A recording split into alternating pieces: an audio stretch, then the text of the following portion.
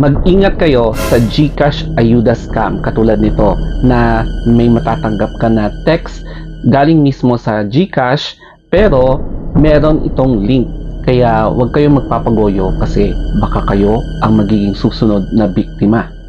For awareness na finorward sa akin itong mismong message na to ng aking friend na akala ng ate niya legit itong message na to. So, clinic niya yung link na yan kasi galing nga mismo sa GCash. Ganito yung nangyari sa ate ng friend ko. Kaya laking gulat niya at nagulantang siya nang biglang nagkaroon ng bawas sa kanyang account after niyang clinic yung link na yan from GCash mismo.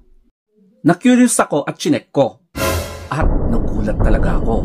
Pati pala ako na nakareceive din ng scam text from GCash mismo. So, kung titignan nyo, 5,100 pesos yung ayuda kuno na sinasabi ng scammer sa akin via bypassing the GCash na email service. Kaya i-check nyo na rin, baka isa na rin kayo sa mga nakatanggap ng scam text message na yan from GCash mismo. Siguro yung nag-bypass na hacker ang nag-text blast yan. So kung sa friend ko is 4,700, yung atin ng friend ko, at ako 5,100, baka kayo 6,000, 7,000, mga ganyan.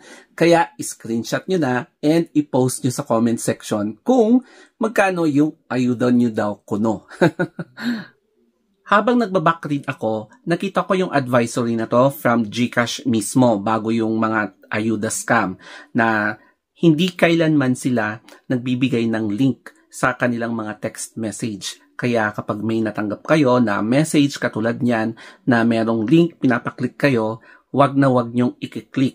Tsaka meron din pala silang anti-scam reminder katulad dito, no, na kapag kahit na si GCash mismo ang nag-send sa inyo na may ayuda kuno or kahit na anong mga pakulo ng mga scammers o kaya hijackers, wag i-click yung link na pinapasend sa inyo or yung parang inuutusan kang i-click yung link kasi siguradong hindi GCash yon at yan yung mga nag-hijack sa GCash. Isa siguro ito sa mga reasons kung bakit hindi ko pinapatagal yung pera ko doon sa GCash.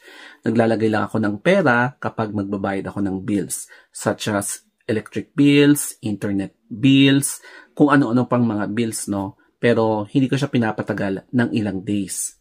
Ang isa pang reason, hindi ako naglalagay ng sobrang laking pera doon sa GCash and hindi ko naman dinidiscredit ang GCash. Kasi alam naman natin na maraming nagdenegosyo na gamit talaga ang GCash pero syempre with precaution kasi hindi talaga natin masabi, makontrol kung ano yung mga nangyayari sa mga ganitong klaseng pakana, no? Especially sa presence of hijackers. Kaya ingatan nyo pa rin yung pera nyo.